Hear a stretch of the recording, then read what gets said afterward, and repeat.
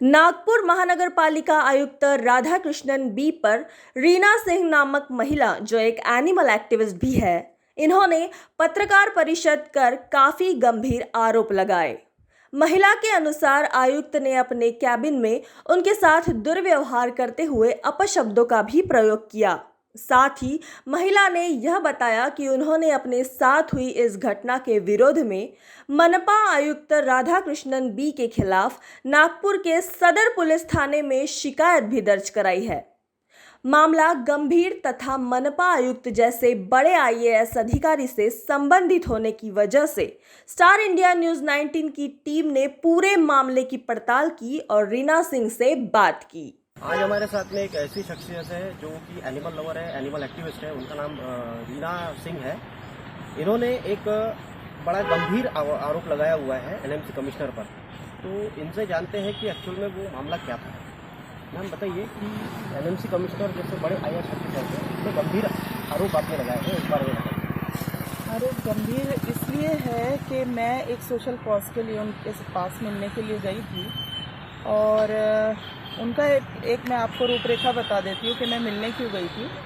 Actually उन NMC का एक पशु निवारक केंद्र है। शहर भर से जो गली मोहल्ले से कंप्लेंट जाती है कि यहाँ पे ये डॉग हमें परेशान कर रहे हैं, यहाँ पे तादाद ज़्यादा हो गई है, बच्चों की माँ मर गई है, छोटे छोटे बच्चे हैं, उनको सबको उठा के भांडेवाड़ी के पशु निवारक केंद्र में डंप कर दिया जाता है। तो वहाँ पर डंप करने के बाद मेरा ये सवाल है कि क्या आप अगर किसी को कैद करते हैं तो उसके खाने पीने की व्यवस्था नहीं करेंगे क्या? उसकी बीमारी के लिए दवा दारू नहीं करेंगे क्या?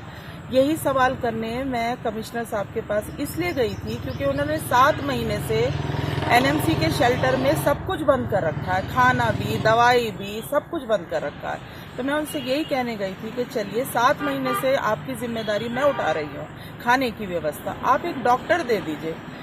इसके जवाब में उन्होंने मुझे तरह तरह से उपदेश दिए, कहा कि आप लोग ये करते हो, वो करते हो। अरे हम क्या करते हैं भाई, हम आपकी सहायता करते हैं। मेरा यही कहना था उनसे कि हम आपकी सहायता करते हैं तो आप थोड़ा सा एक डॉक्टर हमें दीजिए। इसके जवाब में उन्होंने बहुत बेअदबी से मेरे से बात करी, मुझे गेट लॉस्ट और गेट आउट बोला और उसके बाद तुम्हारे जैसी औरतों को मैं देख लूंगा, ऐसा बोला। मैं एक जिम्मेदार, इज्जतदार सीनियर सिटीजन कह लीजिए मुझे हूँ, तो कोई भी आईएएस हो, कोई भी मनुष्य हो, किसी महिला के साथ इस तरह की बदतमीजी करने का अधिकार उसको नहीं मिलता है। मेरा बस यही कहना है। मैम जिस एनिमल शेल्टर के बारे में आपने बात की है, वो शेल्टर है कहाँ पर और वहाँ पर किस प्रकार की प्रॉब्लम्स आपको देखने में आई है? वो शेल्टर एक्चुअली भांडेवाड़ी में स्थित है। पशु निवारक केंद्र डंपिंग यार्ड के बाजू में स्थित है।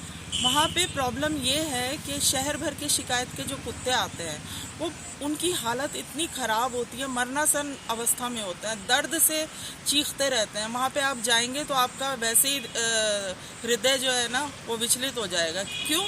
कीड़े पड़े हुए, मेरे पास उसकी भी फोटोज़ वगैरह भी हैं, कीड़े पड़े हुए, भूखे प्यासे, एक दूसरे को खाते हुए, इस तरह के डॉग्स आते हैं। तो समस्या वहाँ पे यही है देखभाल की। अगर हम देखभाल नहीं कर सकते तो हम क्यों चला रहे हैं उस शेल्टर को? लेकिन मेरा ये भी कहना है कि एक जगह पूरे शहर में इस तरह की है कि शहर भर के कुत्तों को वहाँ पे रखा जा सकता है जिनका कोई नहीं। और मेरा तो ये भी मानना है कि इस तरह के और भी शेल्टर होने चाहिए, लेकिन नियम और कायदे के साथ वहाँ पर उनकी व्यवस्था होनी चाहिए, खाना उनको भरपूर मिलना चाहिए और उनको सेवा मिलनी चाहिए। मैम लास्ट में, अंतिम में ये बताइए कि एनएमसी कमिश्नर से आपकी क्या मांग है?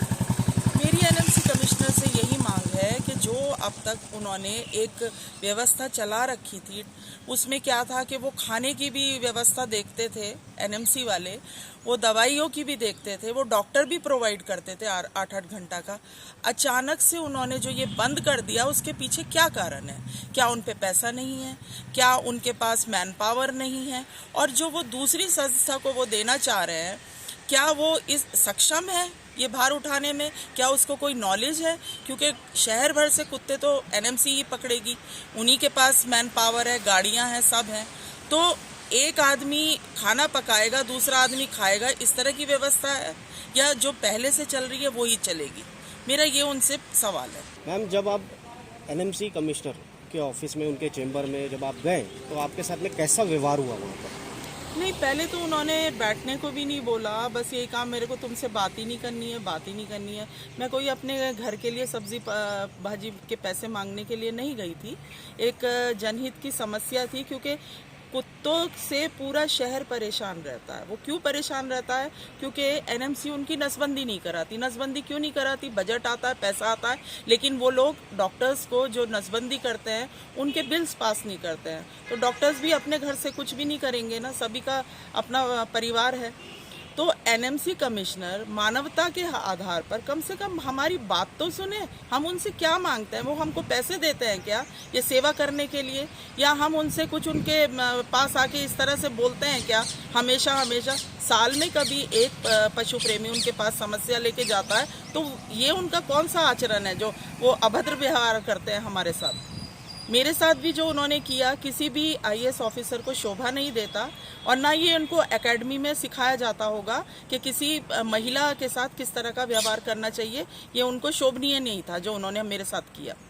और रीना जी, आपने प्रेस कॉन्फ्रेंस में एक और बात बताई थी जो काफ़ी इंपॉर्टेंट है कि आपने सदर थाने में इसके एनएमसी कमिश्नर के खिलाफ में एक पुलिस रिपोर्ट लॉन्च की है। उस पर क्या कार्रवाई हुई अब तक? देखिए, जो सीधा सच्चा काम करते हैं उनका एक आत्मसम्मान होता है। मेरा भी आत्मसम्मान है। मैं कोई भिखारी नहीं थी जो उन्होंने मेरे को गेट लॉस्ट या गेट आउट बोला। मेरा आत्मसम्मान हर्ट हुआ। मैं सीधे पुलिस स्टेशन सदर में गई। वहाँ पे मेरे को बहुत बुरा लगा था, तो मैंने अपनी व्यथा बताई। मैंने कहा मैं एक उनके खिलाफ कंप्लेंट करना चाहती हूँ। उनको बहुत सख्त ज़रूरत है कि किस तरह से एक महिला से बात करनी चाहिए, इसीलिए मैंने वहाँ पे एक अपनी कंप्लेंट लिखवाई। और पुलिस अधिकारी भी समझ गए कि हाँ, ये गलत है। इस तरह का अशोभनीय व्यवहार कोई भी इतनी बड़े पद पे बैठा हुआ आदमी नहीं कर सकता, इसलिए उन्होंने भी मेरी शिकायत दर्ज करी। अच्छा, पुलिस ने क्या कार्रवाई की इस पर फिर और आगे? कार्रवाई अभी 2-3 दिन हुए हैं, छुट्टी भी आ गई थी, तो मेरे ख्याल से अभी शायद पूछताछ हुई होगी, लेकिन 2 दिन की छुट्टी थी तो शायद हो सकता है आयुक्त साहब ना हो वहाँ पे।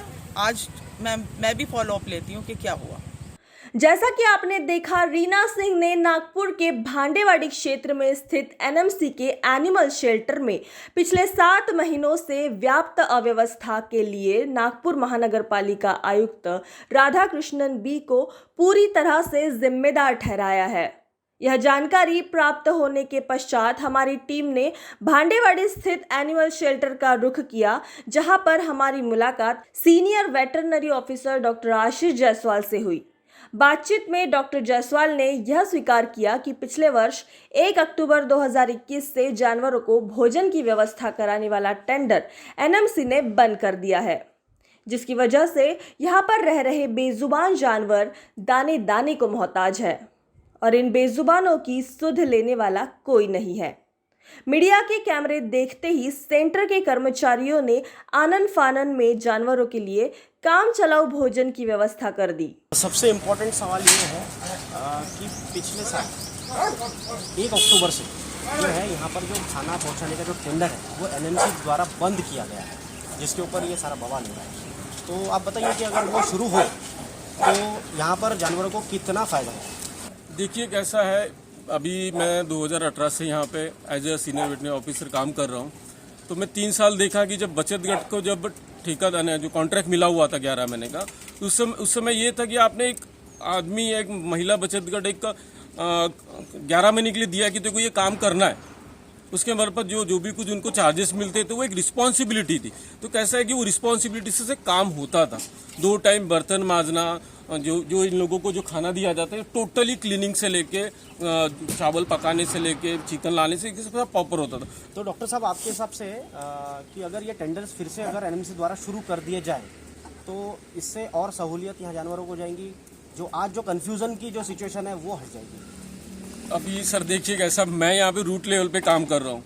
मेरे हिसाब से यहाँ पे अगर बचत गट को अगर टेंडर मिलता है तो मेरे हिसाब से तो वो ठीक रहेगा, क्योंकि एक रिस्पॉन्सिबिलिटी जरूरी है सर। यहाँ पे कैसा हो रहा है कि सिर्फ ढकलना हो रहा है, पेट भरना है, ढकलना हो रहा है। अगर आपने एक रिस्पॉन्सिबल पर्सन अगर रखा तो उसको वो 2 टाइम खाना खिलाना ही है। काम सबको ही है, लेकिन ये भी बेचारे बेजुबान जाने उनका पेट भरना जरूरी है सर।